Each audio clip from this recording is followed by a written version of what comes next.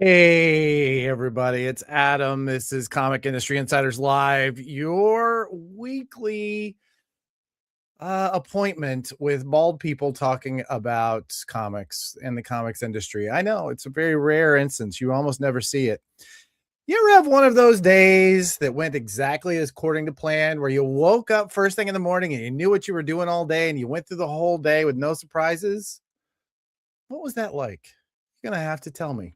Well, it's time for our pre-show banter, everybody. We got about 11 minutes before we do the official launch of this episode. But I've got a few friends I'm going to bring up, and we're going to just, I don't know, talk and let you guys file into the room and definitely come into the chat. Let's see. Who should we bring up? You know what? I wish I knew how to make myself really small, and then because I wanted there to be less Adam and more Megan. Hey, Megan. Hey, you're giving Paul his request. Paul, you were such a good sport for letting us give you money, and so now what we've done is giving you exactly what you're asking for. How is your day so far, Megan? How you doing?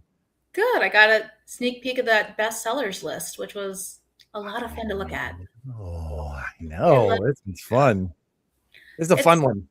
It's a fun one, and it's nice to see creators we like and that we're kind of friendly with hitting the top of the charts. So I'm yeah. Success for you, success for you, success for everybody. That's what I want to see. You get on the top 10, and you get on the top 10. And speaking of top 10, easily in my top 10 of editors that I've ever worked with, Mr. Joe Keating. Hi, my friend. Man. You've been at this for a while. That's a pretty elite group. 10.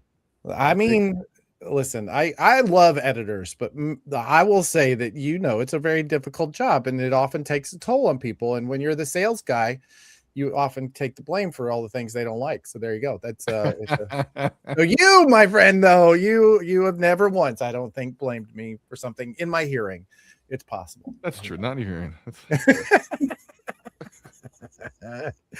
How's your week been so far? It's been very good. I'm excited to announce I have upgraded my spinner rack. The book that has like a holy grail for a long time, but I'm very cheap. I only buy like very good comics. But anyway, I've got X-Men 141 and 142 now on top of the 80s side of my spinner rack. So I'm very excited to do that here today. Well, about the size of a spinner rack in my office is this stack of Comics the Magazine number 2s. I'm jealous. Mine haven't come here yet. I know. Look at that. That's a big stack of Battle Beast is what that is. So very cool. Battle Beast is a chunky boy. Yeah. I'm absolutely not using that phrase as a segue for Gabe Yoakum. I didn't though. I didn't use it. It was not a segue. Yeah, fine. You see what I got here? This is the satanic texts. I'm gonna go ahead and read a couple of these in your honor a little later. Maybe somebody did that yesterday, though. I don't know. Listen, we're all piecing this thing together. I'll tell you this. Yes. Speaking of piecing stuff together, issue 3 is coming along, kids, and I think the word's getting out there. I don't know if a lot of people are just happen to be watching this thing and deciding to email Gabe at comicsthemagazine.com or what, but if there's some interest in issue number 4, you better get off your butts because issue 3 is sold out. Well, what? Yep. Sold out. Wow. Ad space in issue 3. You heard it here first, folks. Ad space in issue 3 of Comics the Magazine sold out. Yeah, I'm working now like several paginations ahead on issues. Yeah. We're gonna run out of space. This is not just I'm not involved in the sales side. I'm just telling you guys the editorial truth. Listen, so if you want I would say we're going to need a bigger boat, but we have a boat that we can manage. So if you want in, you better get in this boat fast. Yeah, I would. If I had to estimate, I'd say within the next 7 to 10 days, issue 4 will be out the door, as it were. So get them in, kids. Hit me up. Let me know what you're thinking about, and we'll do the thing. And classifieds are always an option too. That's true. Thank you, Tommy. I put a classified in issue number 3, everybody. Oh, that's right. I've been meaning to put classifieds in. I always forget, and that just means that I'm really the worst offender. That's all that really means. So I'm not. Yeah, whatever. I will say this as well. What? Let's hear it. I hate the fact that I just am the guy that comes and shills ads every time I come on the pre-show. But it's what I'm most excited about in my life outside of my 3-year-old and my wife. So let's keep on cruising. Speaking of Battle Beast, we got this in the mail yesterday, and you got it too? You anything on the inside? Look, we talked about it on the pre-show, Joe. You live in Idaho. I don't know what to tell you. I don't talk about where I live. It's not true. I'm in Indiana. Don't listen to him. The wrong place. I don't know about y'all. I'm somewhere, I don't know, somewhere in the Pacific Ocean. Speaking of oceans, hey, Blue World. Look at me. I'm Segway King today. I am segwaying my ass off.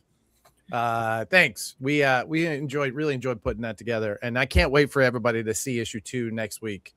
It's going to be it is a beast, literally. And I am so proud of what you guys have done there. All I did was just say, hey, let's get a band together, and here we are. It's impressive.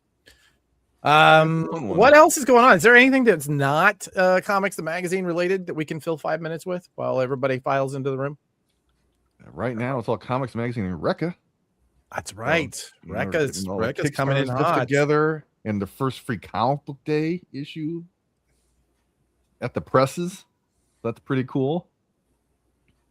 You know what? People be able to read it. If you were going to run a classified ad that said read more comics, eat more pizza. Do it right now. Do it right now. Because issue 3 is going to have the turtles on the cover. And that would be the perfect opportunity for you to do something like that. You have until the end of the day today, literally, for a classified ad if you want it in number 3. There you go. Pizza Punk 86. Gabe at comicsthemagazine.com. That's right there. Yeah, there you go. No, Canada did not close. Tommy. Brian is in the back turning dials and twisting knobs and getting everything ready. So we had to scramble today to pull all the pieces together. And I think we have a great show, actually. I'm really looking forward to what we're talking about. All right, here we go. We're going to have a little poll, a little conversation a little bit later in the show if our guest shows up. But are you speculators, friend or foe? And I'm putting this out there for everybody in the chat too. What do you think, guys? Are speculators going to be, are they helpful for the comics industry, or will they destroy us all in a ball of flame? Friend, I think a rising tide lifts all boats.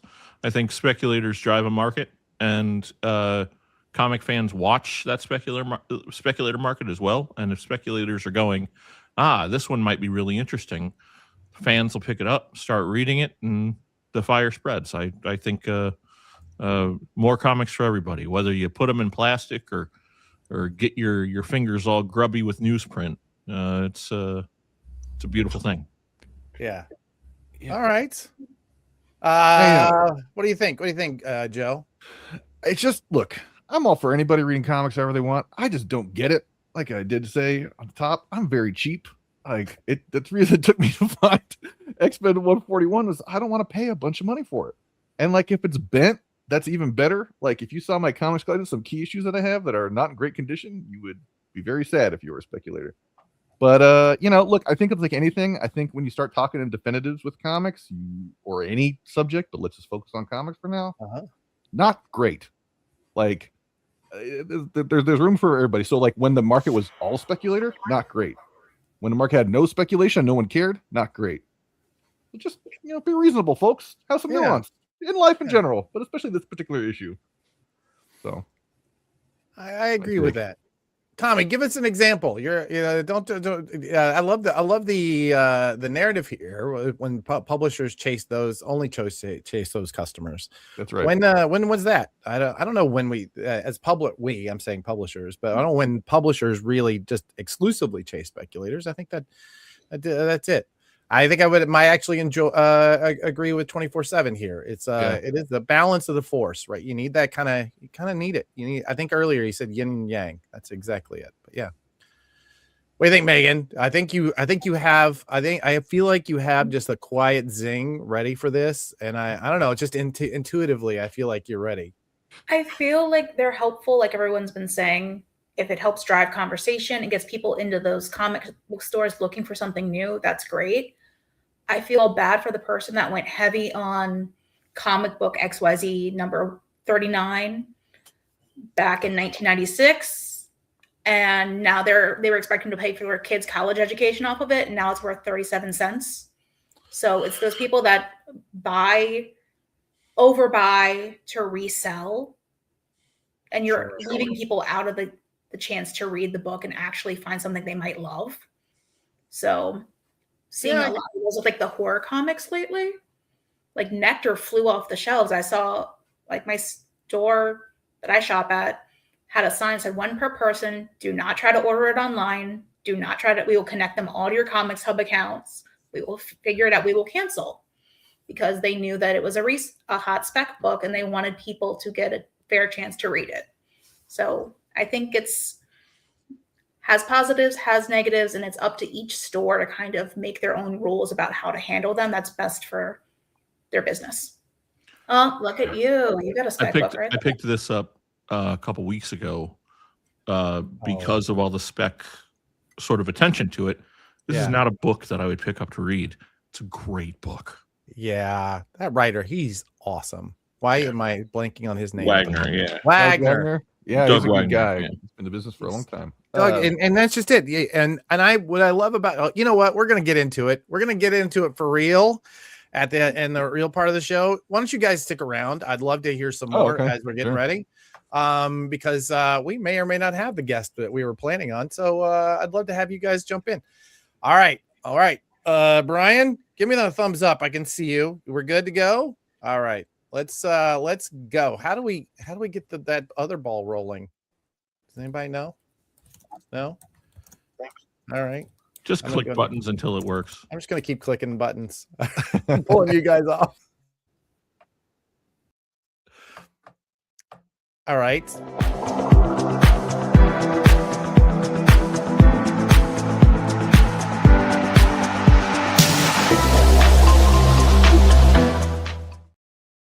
Hey, hi, howdy, everyone. It's Tuesday, which, if you're like most of our audience, means you're opening boxes, you're putting things away, you're pulling pulls, you're doing the thing, you're finding all of the surprises and the goodies that are in there waiting for you.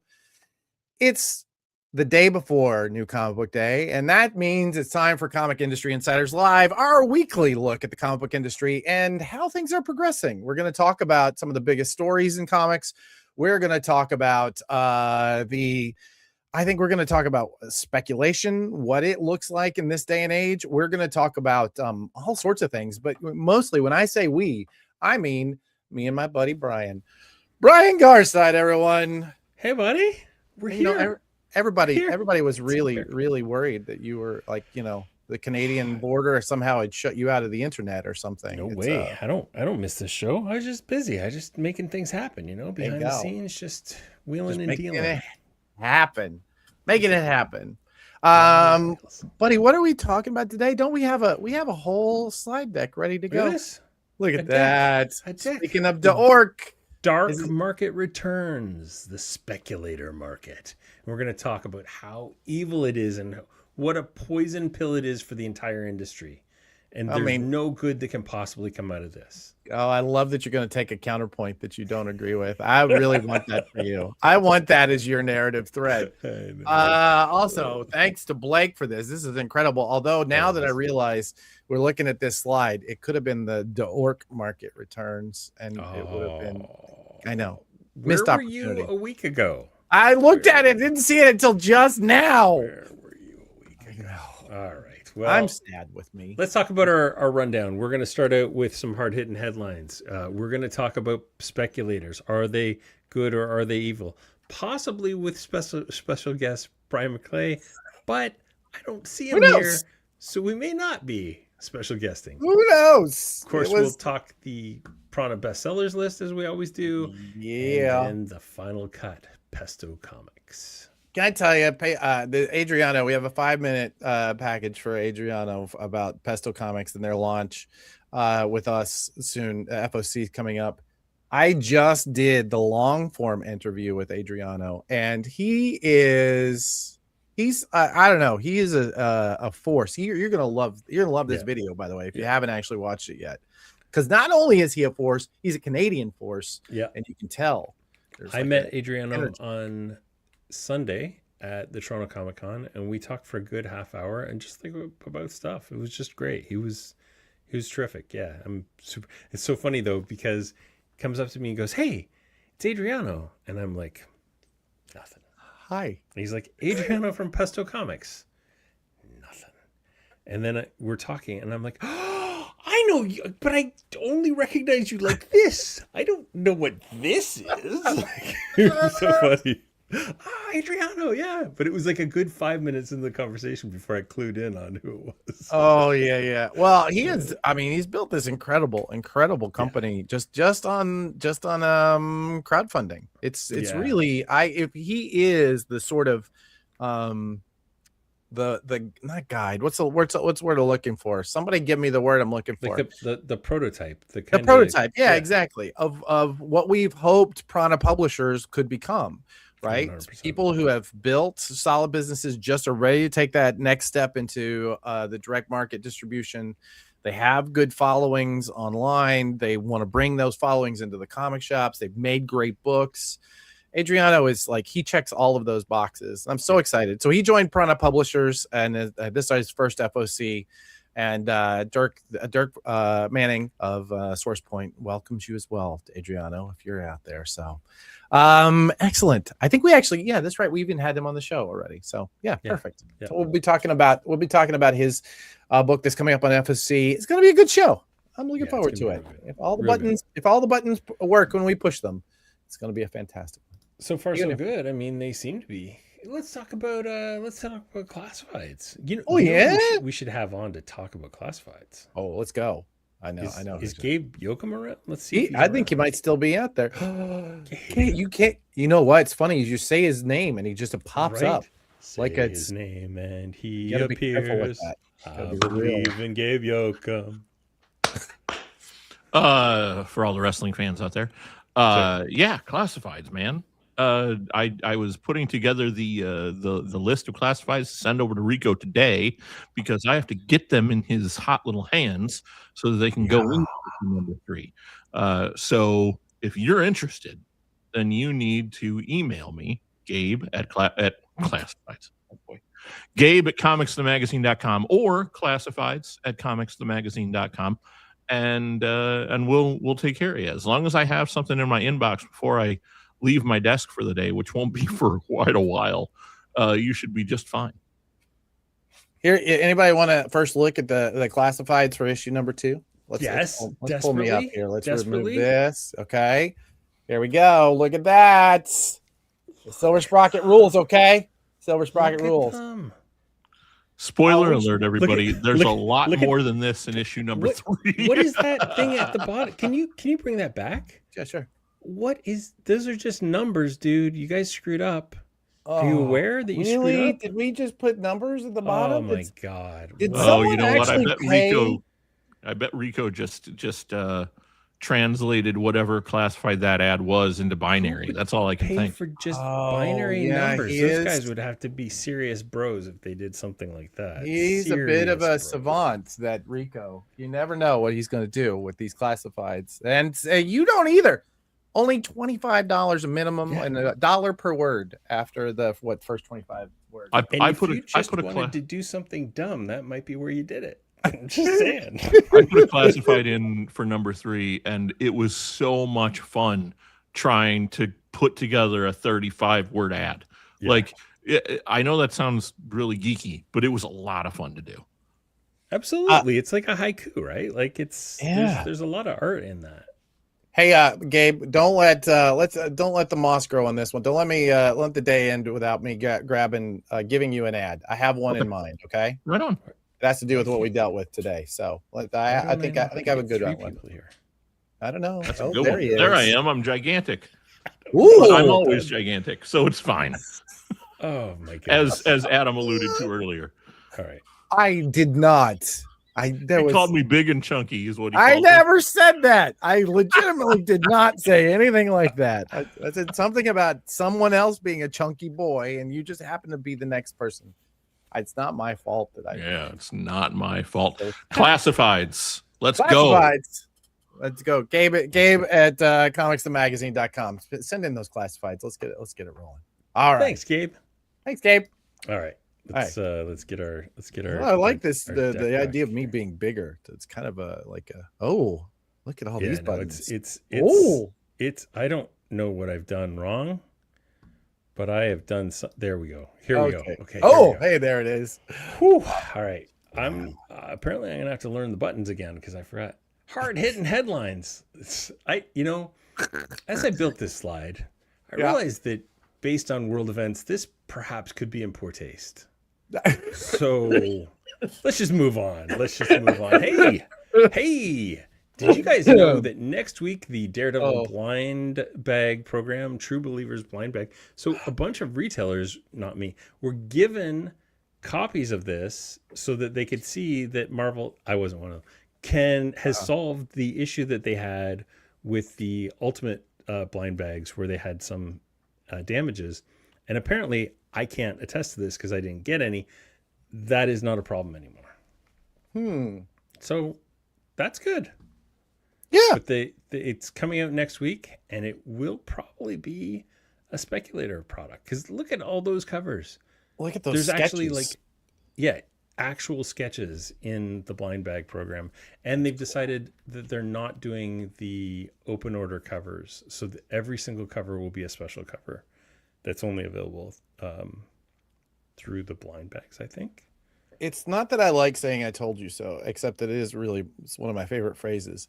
But for those of you who have predicted the death of blind bags months ago, this is far, far, far from over. Oh my goodness, dude. I brought all my blind bags to the Toronto Comic Con this weekend, and by Sunday morning I had sold all the blind bags that I brought. So blind bags are still hot. They're gonna be with us for a while. Yeah, and they're really challenging to make, right? Yeah, no doubt. And my favorite part was watching people tear them open because they were just they'd buy it and they tear it open. I was that was fun. So I got to see a bunch of covers I'd never seen before. I can tell you that what was I going to tell you? What was I going to say? They're difficult to make. They are very difficult to make. Yeah, there is a conversation about it in this issue of Comics the Magazine right there with our good buddy Robert Kirkman. He actually talks about how challenging the timing of getting these right is. So I'm all about the spoilers for issue 2. I'm doing this enough that Joe's going to get really irritated with me when we bring him out, and the first thing he's going to do is yell at me. That's what I'm hoping for. Talking about Oh yeah, holy Bloodshot. Mackerel! Global Comics got bank. Damn, another round of funding for Global Comics. I actually did some research on this one. Let me see if I can pull it up here. So this is actually really interesting, and I think is an indicator of things that we're going to be seeing in comics for a little while. So our friends at Global Comics, they just announced a new round of funding that got them to a total of, where did that number come in? I want to say it was $13 million. So this is their newest round. It was co-led all in. I'm sorry, it was a $13 million funding round this time around.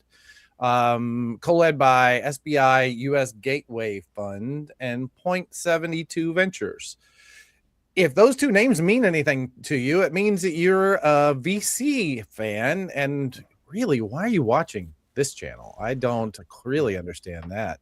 They announced alongside a new CEO change, and they also acquired something called Anchor.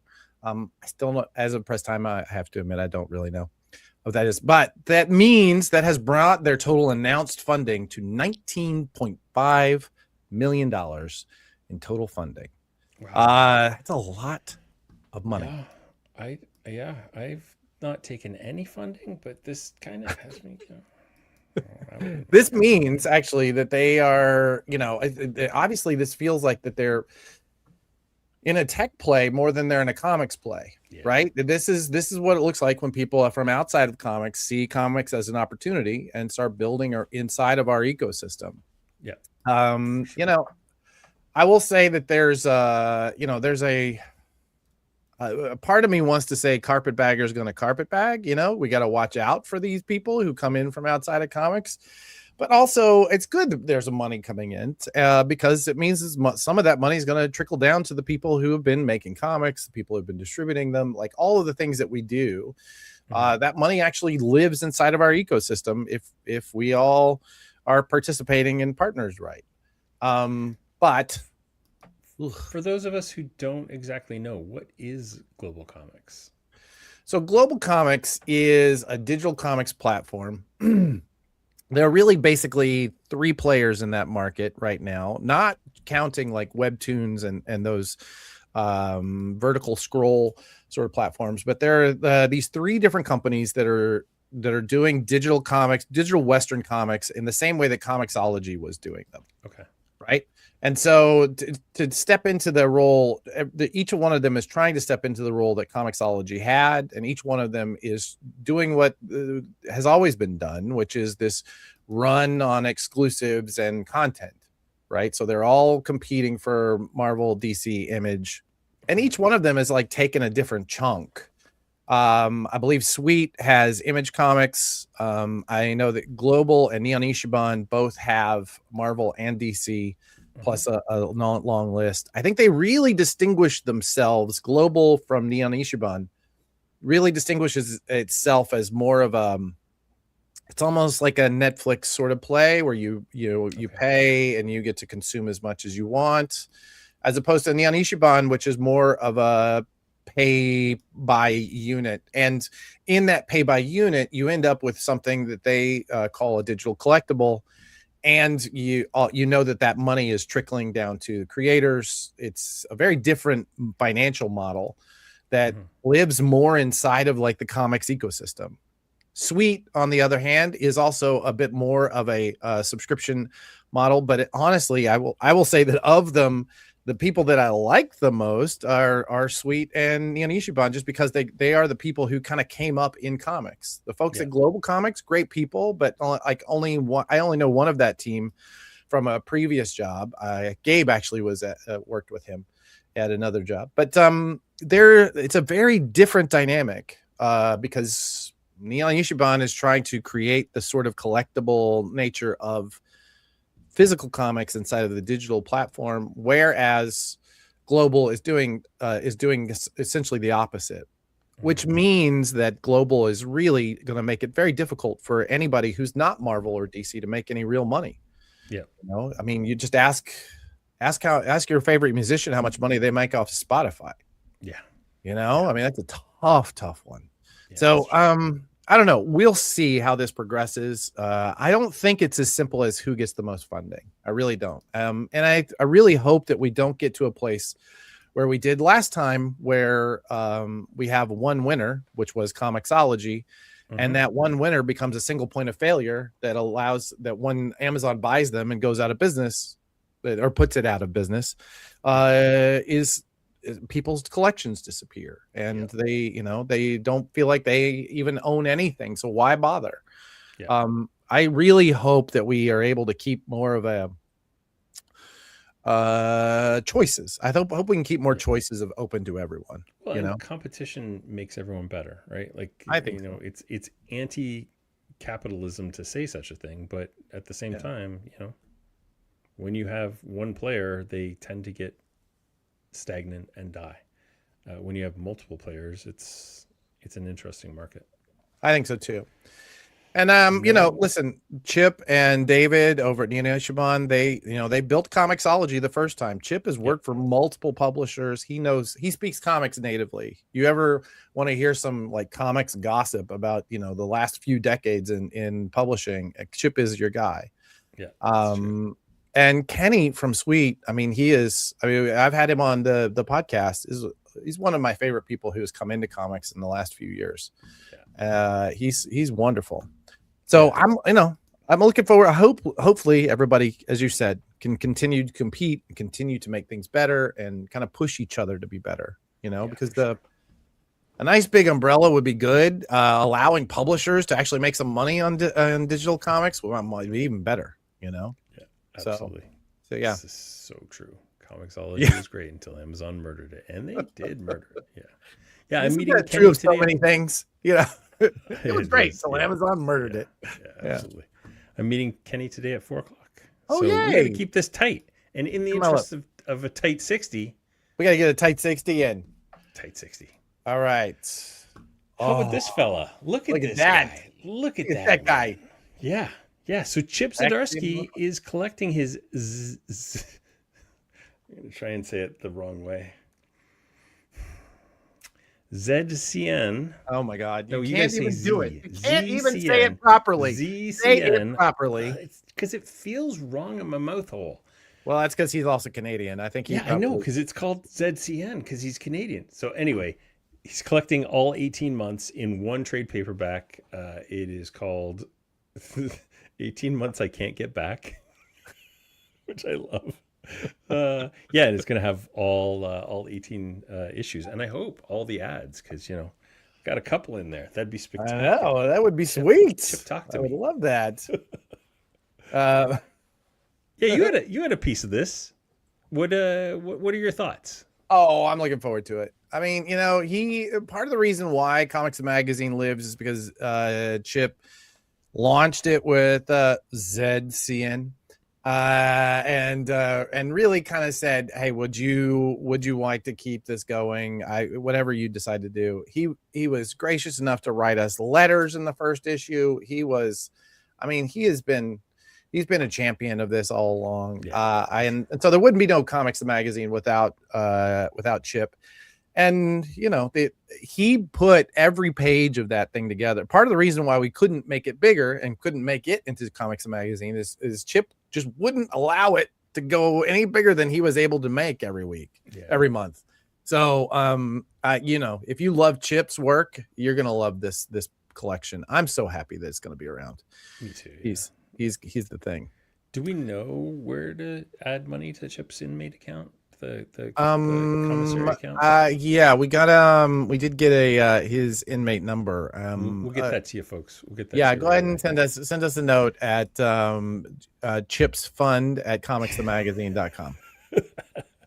Oh no, somebody okay. Well, the guy that made the slides did not do a great job this week. But let's talk about the ICV2 interview with Christina and Cameron.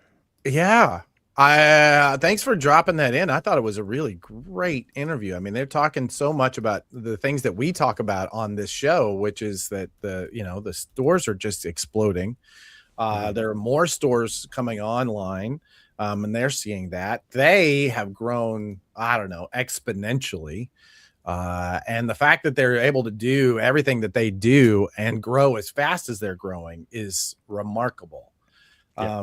I will tell you that we do Comics Magazine is through and all the Prana publishers. We're through all three current distributors. Good for you. Good job. Except now we're looking at the. That's okay. I know. It's fine. There's a lot of buttons to push out. A lot of buttons. I can say that we do through all the three major publishers, and Lunar is far and away still the one that most retailers are using by choice, and seemingly every market that it's available. Mm-hmm. So, listen, more power to you. Christina has been a huge supporter of the show. She's come on several times. I've interviewed her more than once. Cameron is legitimately wicked smart. One of the smartest people I've ever met. Yeah, he is. Between them, they're just there's no denying that this company is going to be a success, and as a result, comics. I mean, it's not. It shouldn't go without notice that as they rose, so did the direct market, right? It's true. So say what you will about them. and plenty of people do. And I understand, and I completely understand where those folks are coming from. I gotta say, they really do know how to do what they do well. 100%. How's that? And I've said it loud and proud for quite a while, that if it wasn't for Lunar and then PRH, we very likely would not have had a comic market right now. It would be drastically different than what we have. And who agrees with you? The folks at DC Comics. I've heard it said by that team. 100%. You're not wrong. And I will say that I think that so long as they're in place, there's a good chance we're going to keep growing. I'm looking forward to the growth of the other distributors, like Universal. I think, man, if they can get their ducks in a row, I think they have something special too. I'm looking forward to it. Absolutely. So, anyway. Also, nice. Thanks for the shout out, Christina, in talking about Prana Publishers. We're doing our best for our clients, and it's nice for that to be acknowledged. So we appreciate that. So we have to bring the room down a little bit, but it's super important to recognize the passing of Sam Keith, who was just an industry juggernaut in the 90s, and I think is super influential to so many different artists and people. Sam was a giant in the industry. I never had the privilege of meeting him, but he was he was one of my faves. Yeah. To see. Yeah, me too. I'm gonna drop him in. Hopefully he's ready to go. I want to bring back to the stage rather, since the pre-show banter, Mr. Joe Keating, who is the editor of Comics the Magazine. He's the editor of Recca Comics. His career is long and vast inside of the world of comics, including a big long stint at Image. Joe, why is Sam Keith so important to comics? Well, I can speak from a couple different angles. I'll say this from a personal experience. He was the guy who really showed me what Image was. Meaning, Image starts off, and it's Rob Liefeld doing Youngblood, which was very exciting for me because I loved X-Force, and it was Eric Larson doing Savage Dragon, and Tom McFarlane doing Spawn, and it was like, you want these guys to do the superhero comic you can't get anywhere else? Like, that's awesome.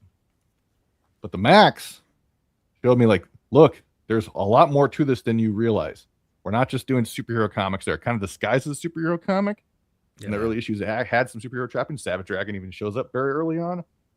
But that guy's imagination was just so far above and beyond. Just like, I mean, to this day, I mean, if you haven't read the Max recently, it's been a little while for me, but go back to it. Yeah. And not for nothing, but like, he doesn't get enough credit for, like, he also launched Sandman. Exactly. Like the guy is a genius. Look at his Marvel Comics Presents stories. I could go on and on and on. But to me, there's two things I really been getting a lot out of this, and I don't want to get emotional on the show. I'm not like Brian. I'm not going to cry in the air. But I will say two things. One is, like, this is the importance of supporting people who take big swings. I don't know exactly who brought it. I think Jim Lee may have brought in Sam to Image. I don't remember. Somebody did. Somebody was like, this guy. I mean, obviously, if you're an artist, you see that there's brilliance there, and saw what it could do for the company. But also, and like this, the other part, like, he was 62, guys. He was not old. No. So I don't know. Yeah. Like, if there's a comic book creator whose work has meant a lot to you, and you want to support in some way, or just say thanks. Yeah. Quit wasting time. Yeah, exactly. You don't know where they're gonna go, and it's just like I had no. I mean, I didn't know him personally at all. Like, did not know he was sick. I don't think a lot of people did. But just don't take anyone for granted. That's my point. But yeah, brilliant guy and very instrumental for me as a young comic book fan. So thank you, Sam, is the ultimate thing I'm trying to get to here. 100%. And the way you would do that, I think, is good to note, is really, I mean, first and foremost, read and enjoy, and let them know that you're reading and enjoying. Send letters, send emails, send direct messages. Let them know. See them at conventions. Step up and spend some money. They came there to interact with fans. They came there to see you. Do so, and actually, instead of using that money to buy, an exclusive toy that you might feel good about having something worthwhile, go ahead and spend that money on some original art or a print or a signing or whatever. Because those, I mean, he's right. None of us are going to live forever. And now is the time. Now is the time to say thank you. So, yeah, absolutely. To that end, thanks, Joe. I think we're going to have you back in a little bit for Speculator talk. Okay, sure. See ya. See you in a bit. I just need to vamp for 1 second. I can do that. Do one quick little. Yeah, I'll be right back. Did you fake it? I can see it. I guess I'm just gonna vamp. You know what? Here's something else I've been thinking about, and I'm gonna come up with something just as soon as I keep saying this is something I've been thinking about. Conventions. Let's talk about conventions for a moment. We have C2E2 coming up this weekend. I'm going to be there. Brian's going to be there. We're going to be there doing kind of just walking around. You should come by and say hi to us. We're going to talk about C2E2 in a little bit. You should use that as an opportunity to not only come by and say hi to us and tell us, if you like the show, if you hate the show, we'll be there. We'll be there. I'm sure that if you hate the show, I'm fine. Yeah, I would really love it if somebody came up to us and said, "You know what, man? I hate that show. It's terrible. I hate that show. I watch it every week and I hate it." You should fire that guy that did the slides this week because he's terrible. Terrible. It's an amateur hour, this guy. But yeah, no, but the key is that when you go to these live and in-person events, they're live and in person. So interact with people. Right. We're legitimately everybody in that room who works in comics does it because they love it. Yeah. Not because they're incredibly well paid, although very, very few of them are. But because, we do this because we love it and because it feels important and because we know that we can contribute to this thing that we love. So come by and see us. Go by and see our friends at Source Point Press and Artist Alley, row H. They got the whole damn row. With Dirk Manning, that's incredible. A lot of people you've seen on this show are going to be there, including last week's final cut, and I don't know who else. It's a long list. You should definitely go see it. So, yeah, the C2E2 Artist Alley is just spectacular. It's such a great community. I think New York's is bigger, but it's so big that your brain can't. It's like $1 trillion. You can't actually fathom what $1 trillion is. That's what I think of the New York Comic Con. Right? New York Comic Con and Artist Alley. C2E2 is just the ceiling's so high and it's so much space and I love it. It's my favorite Artist Alley by far. Just a real quick answer to the question, Tommy. Yeah, I think we almost always go to NYCC one way or the other, even if we're just walking around. What our plan is for NYCC is, I don't know. We'll see. Well, I will definitely be there. Who knows if they're even going to let Canadians over the border at this point. So, well, there's also I may be going to Europe at that time. So, October's my anniversary and my birthday and my son's birthday. So we're ooh la la. A lot to figure out. Speaking of a lot to figure out, let's talk about this week's cover story, which obviously was the next slide, which I knew was there all along and didn't require 5 seconds to fix. It was there, whatever. So speculators are a big deal again, Adam. I know, and they just came out of nowhere. Yeah, isn't me? Really, they just came out of nowhere. We did plan on having an expert that we mentioned earlier. I won't say his name because I'm not trying to embarrass anybody, but I am really curious personally about how this. So I'd love to put it up to the chat. If there's anybody in the chat who has some viewpoint as to why it is suddenly we're seeing the folks buying comics and speculating on them. Why are they buying it up? I heard a rumor. I don't know if it's true, but I heard this rumor that there were people who were that this was some sort of coordinated effort of picking books. There's an entire bunch of threads on a bunch of the retailer threads about that. They think that this is something that it wouldn't take a lot to manipulate the market in this way, is what people have said, which is true. I mean, you see it all the time with stocks, right? It wouldn't be super hard, but at the same time, to what end?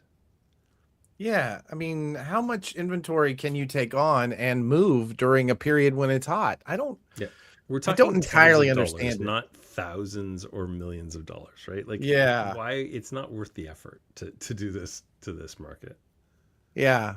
I mean, yes, Ground Zero, I'm hearing the same thing, but I don't know. Insider trading feels weird, that the idea that that's even possible inside of our market. I don't necessarily think it's impossible, but I don't understand the dynamics of it. But to do that, I want to bring in a couple people. Let me just throw just an idea out, and it literally just came to me. Oh, good. So we're showing these sales charts, and some of this kind of started around the time that the sales charts started. Are you seriously? Is that where you're going? It is possible that people are trying to affect the sales charts. As someone who has tried to affect sales charts in the past, I agree. It's entirely possible that but I don't know. I have a hard time believing that there aren't a lot of sales charts that are taken seriously. I will say that we do our best to take ours seriously, but I don't know that that is a real a real possibility that ours is affecting these things. People trying to get onto our list. I don't know. It has not worked. None of these titles have been the number one. So keep trying. By all means.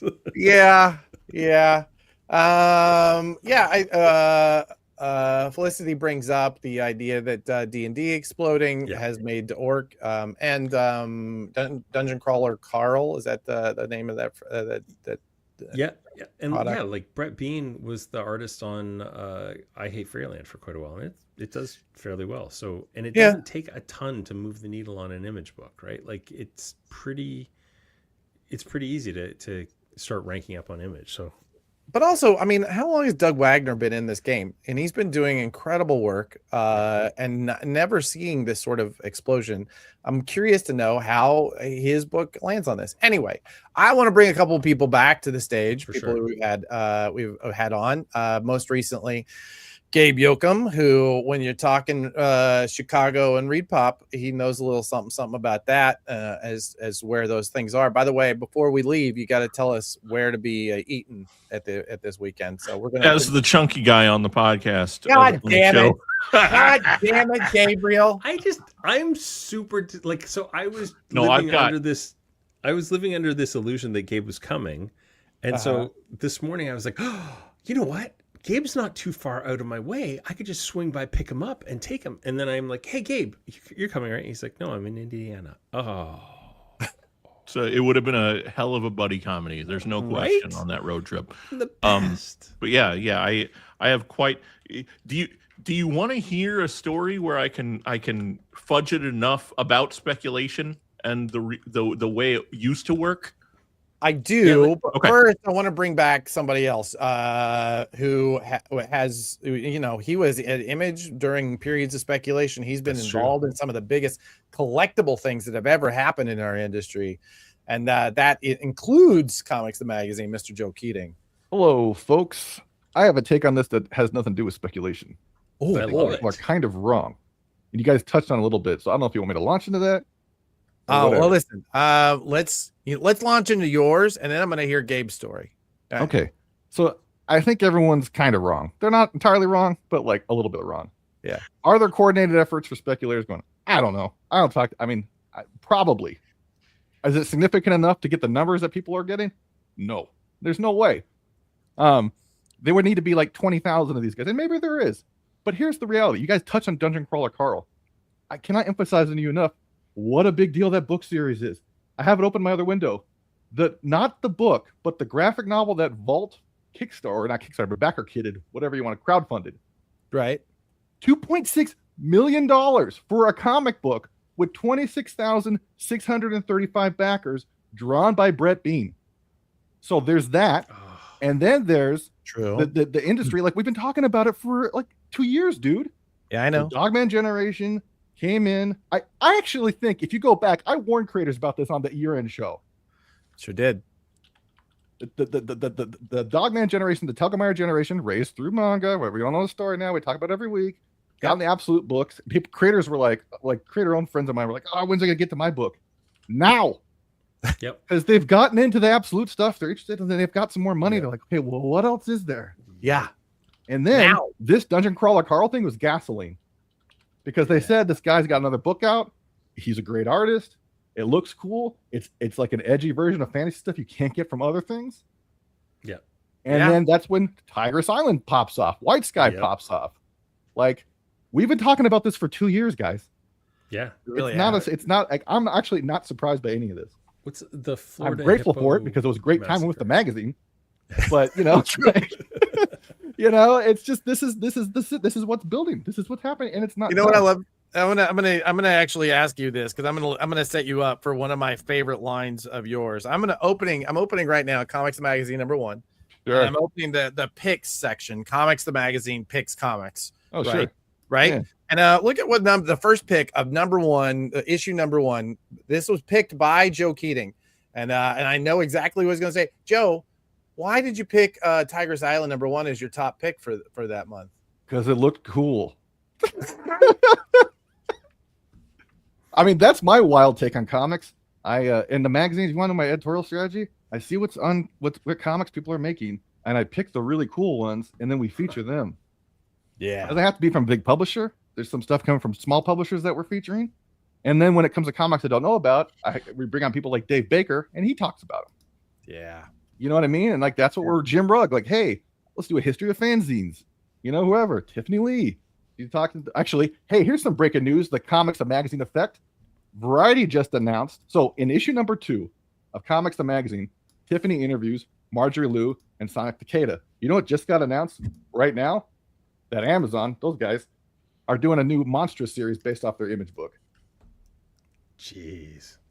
Comics the Magazine. I'm not saying it's because of us, but not saying it's in the I'm not saying it's because of, but I'm not saying it's not.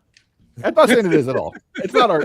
They worked really hard for 60 issues and made a thing that people cared about. That's what made this happen.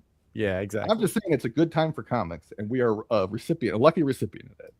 And we've been you and I in this show, we've all been preaching this now. You're right, for 2 years, and it has been coming in. It's been projectable. It's been foreseeable. We all knew this was the case. Gabe, you had a story. I want to hear it. Well, look, I mentioned in the chat, I think it's much different this time than it was in the past. And a lot of that has to do with the fact that the distributor that we used to have in comics as the main distributor had certain rules that could be very easily taken advantage of by publishers if they chose to. And I used to work for a company that during this story will remain nameless, that had the desire to bring a certain very popular creator, is certainly very popular in the early 2000s, late 90s, to an event in the United States, which is not his home country. Hopefully that narrows it down for everybody enough. And he just happened to be putting out a new comic book the month before that said event. And so part of the deal we made, instead of paying for his fees, we just went ahead and bought 50,000 copies of that title at the lowest number that distributor would allow us to, which I believe was 23 cents a copy.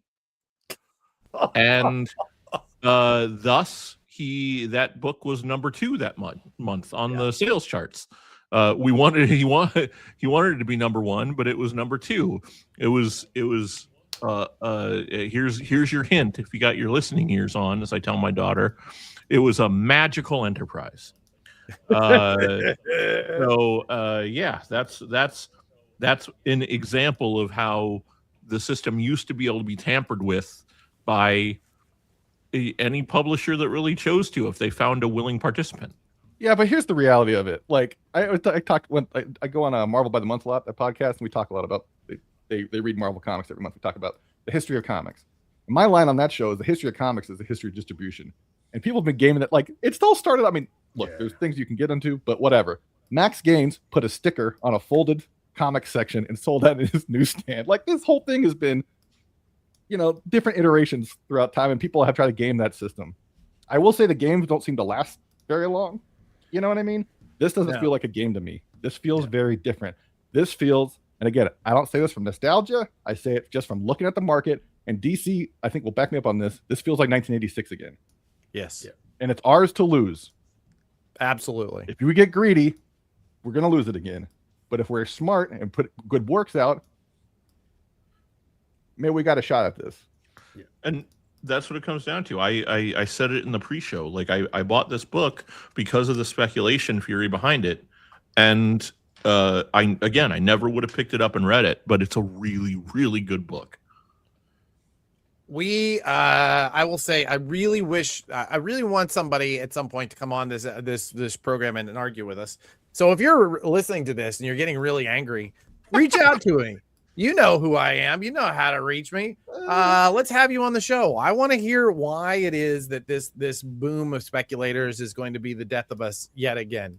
I really do. I mean, I would love to hear. It could be. If we learn the wrong lessons. If we go all in on it, then we're toast. Yep, 100%. But I don't think that's happening. I don't think so. I agree. I want to be self-serving for a second, and just this weekend I did the Toronto Comic Con. That was my booth. And one of the cool things that we really saw was like the youth, like so many young people, and they were coming up looking for specific things. They wanted anything by Dennis Camp. They wanted to read more Absolute stuff. They were like, I went through literally 3 cases of Absolute trades, but look at the faces. Look at how little those people are. That one, the big one, is my son, but like young and buying comics. Like it was so friggin' awesome. And a big part of that is the compact comics.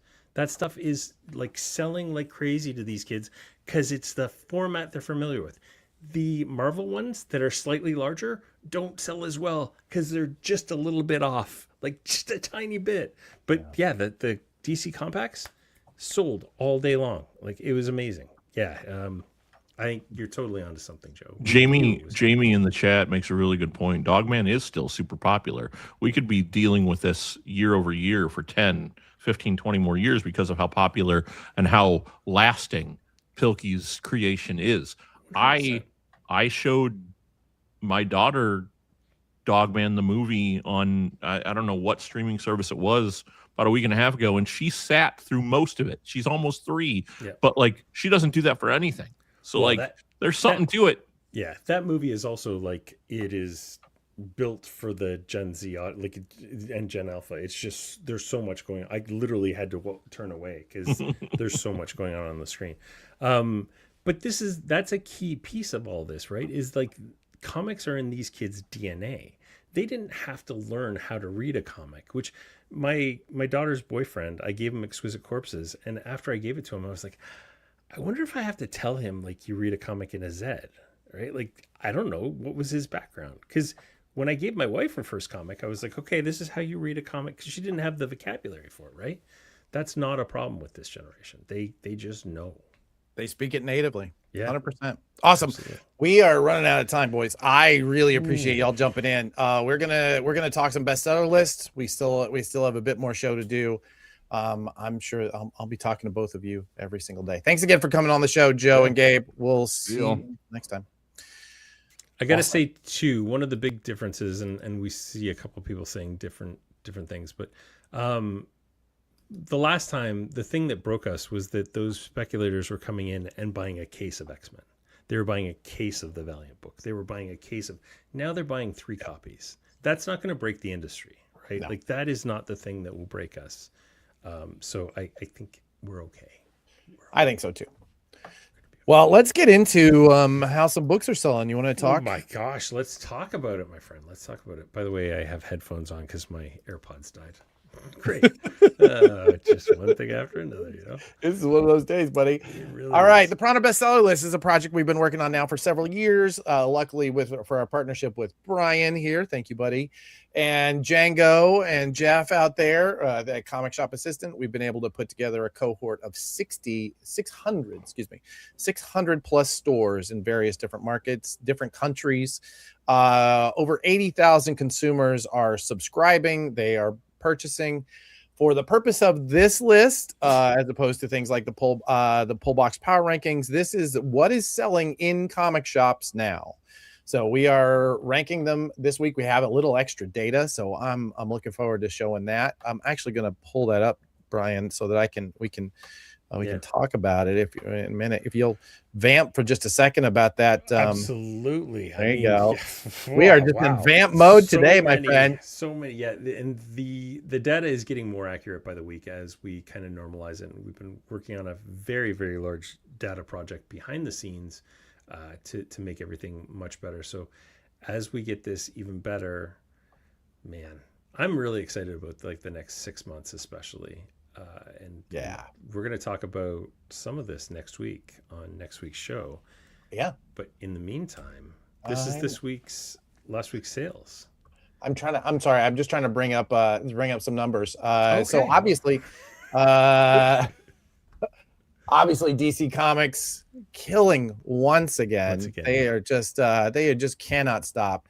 Marvel trailing behind despite all the SKUs they want to put into the marketplace. Image in that solid number 3, 14 to 18% just seems to be where they live.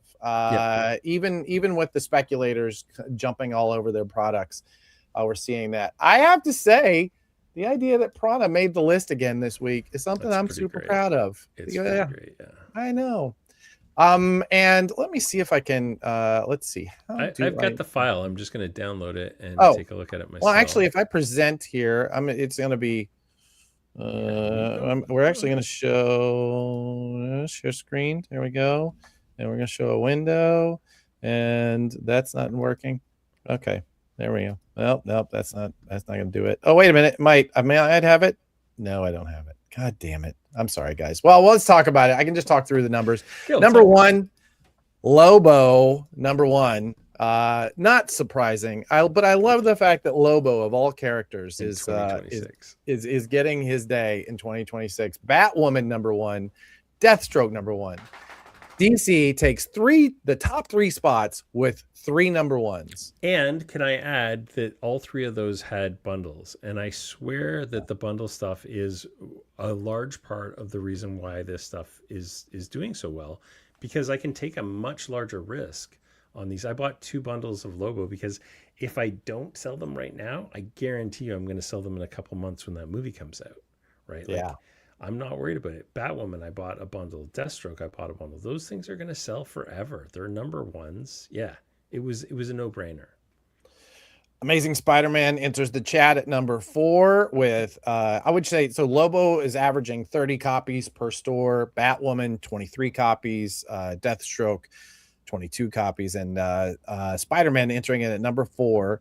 With number 24 at 19 copies. That crossover is doing really, really well. The Death Spiral crossover is doing really well. Yeah, we've seen an increase in our Spider-Man numbers for sure. Here's what's good.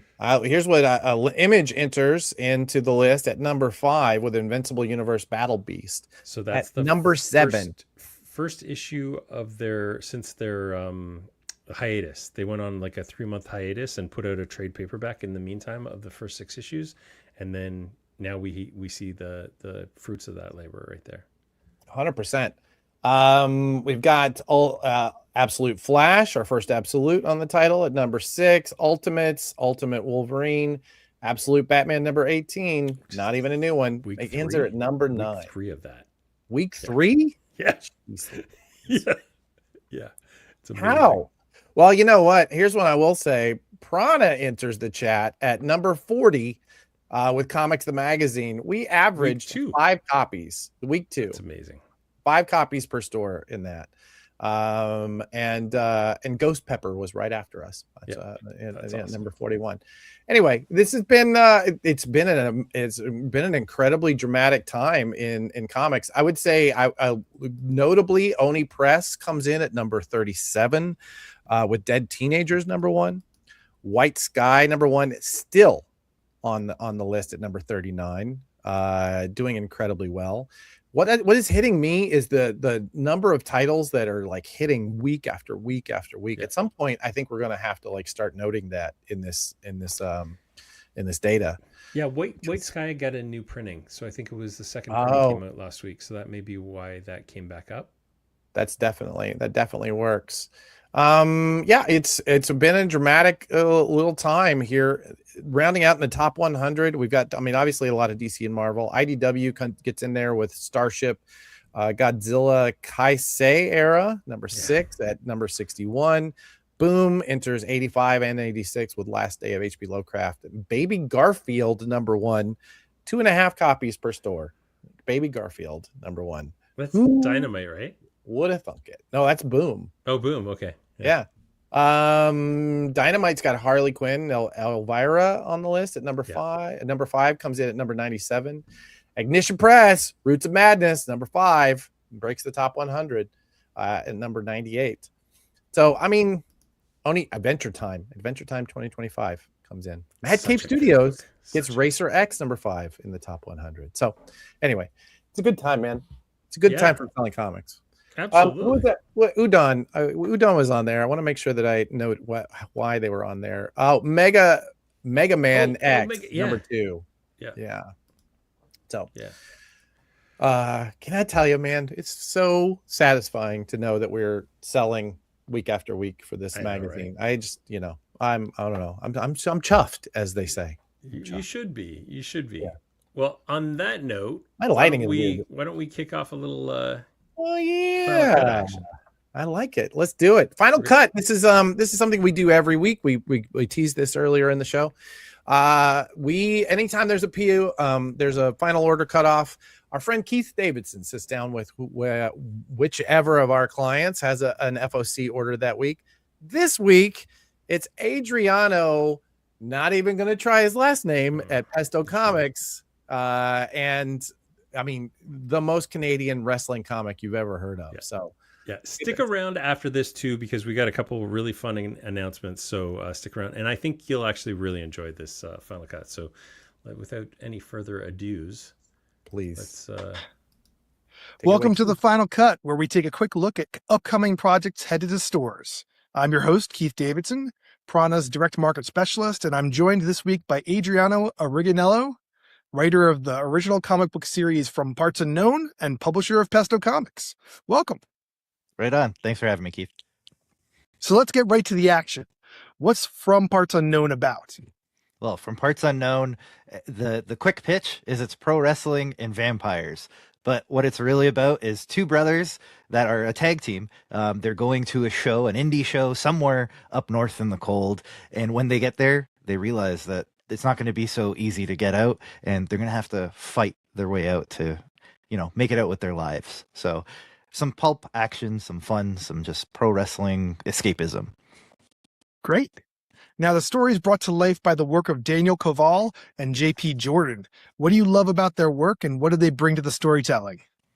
Yeah, so the way this team was put together was I actually reached out to Daniel first, and JP brought a whole new level to it. So Daniel has some very expressive, like cartoony but detailed art in there, and JP brought it to a whole nother level.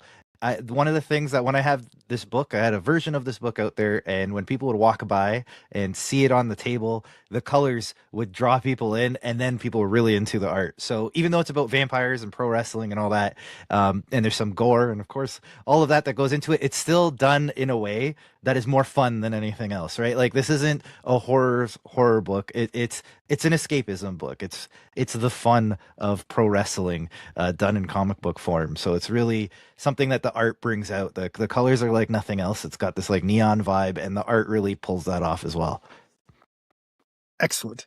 So now let's talk about the audience for From Parts Unknown. Who do you think will love to read this book?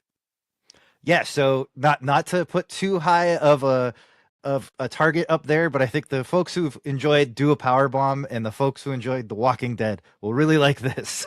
The action scenes of The Walking Dead. It's not nearly as morose. This is really meant to be escapism, to be fun.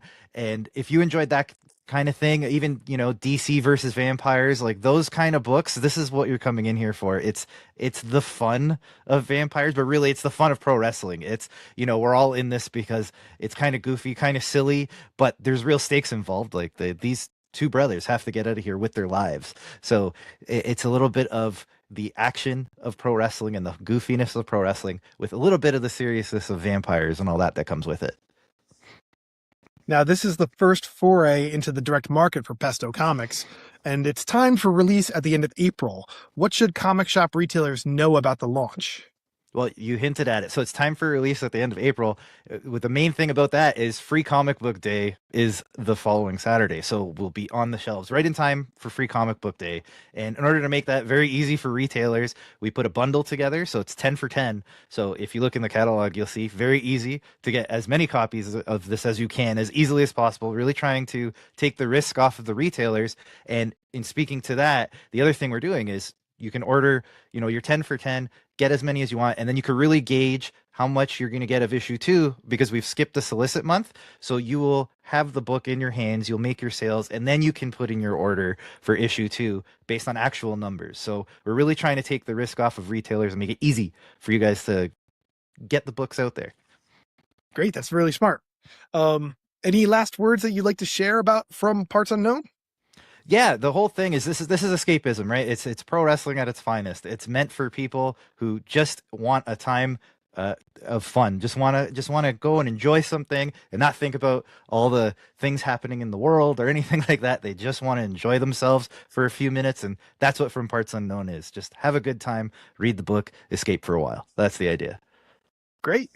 Well, Adriano, that's all for today. Thank you so much for joining us on The Final Cut. Right on. Thank you for having me. And to our viewers, one last reminder that From Parts Unknown will be hitting stores on April 29th. Retailers, look for it in the Prana Publisher section of your distributor catalog and on FOC this coming Monday. Take care. Thanks, Keith and Adriano. As he mentioned, From Parts Unknown, going to be available this FOC. Here are all the codes, depending on where you're ordering from. Sounds like fun though, right? I mean, this is seriously, this book is going to be a good time. This is the Venn diagram of things I love, like wrestling, vampires. Look at that art too. Like, it's so fun looking. It's simultaneously like lucha inspired and manga inspired. It's just, I love it. I love it. You want to hear a joke I just wrote? Yeah. What does the Canadian vampire say? I don't know. Blah blah. Sorry. Pretty good, right? That is terrible. And if you use your QR code, that will take you right to the comic previews page for From Parts Unknown. Look at that. Yeah. If you enjoyed any of, speaking of QR codes, if you enjoyed any of today's talk about sales charts or industry news or anything like that, boy, do I have a newsletter for you. You should check out the Prana Bullet. Go to pranadm.com right now or scan this QR code as soon as Dirk Manning gets out of the way and sign up for the very next Prana Bullet. Our friend Megan, who is in the pre-show banter, puts this thing together every week, and she does an incredible job. We put together the entire top 400 list of our bestseller list. We show you the graphics for our market share report. Like we do try and put a whole lot of love into this newsletter, and it should be everything that is going to affect your business or career in comics that week. So check it out. Yeah, absolutely.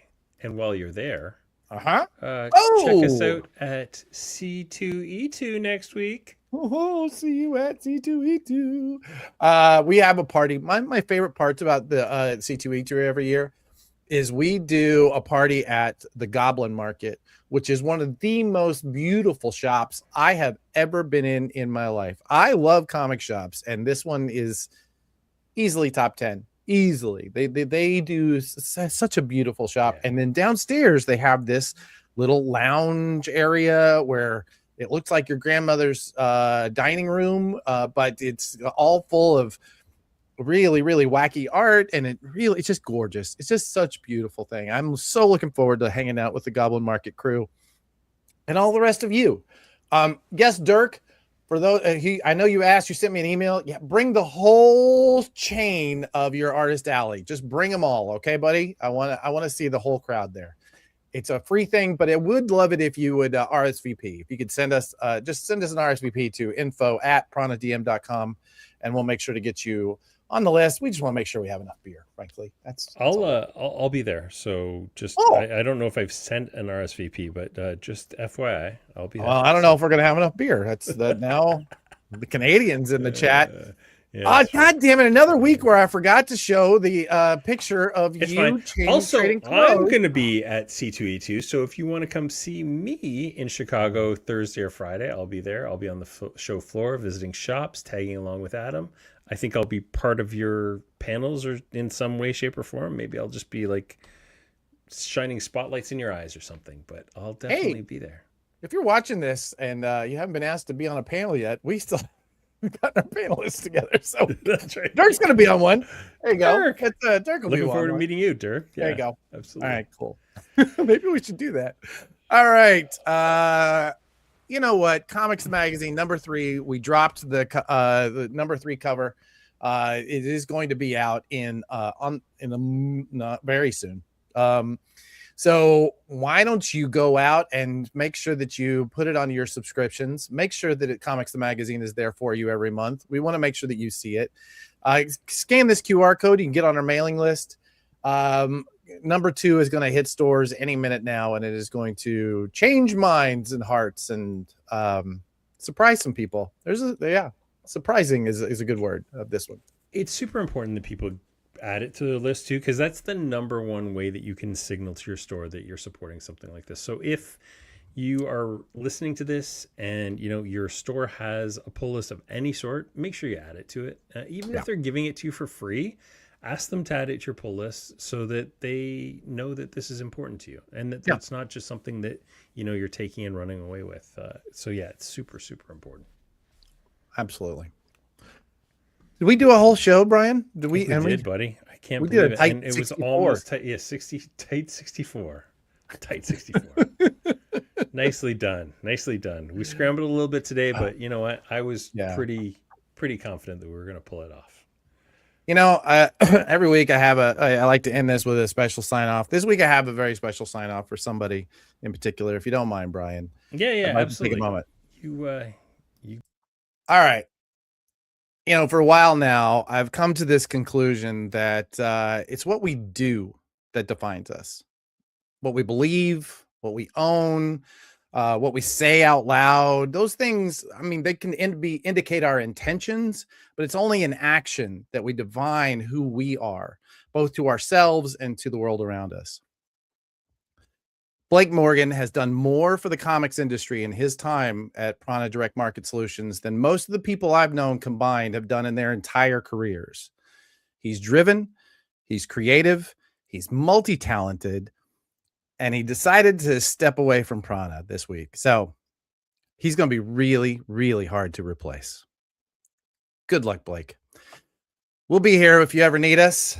And in the meantime, thanks for saving comics. Namaste, y'all.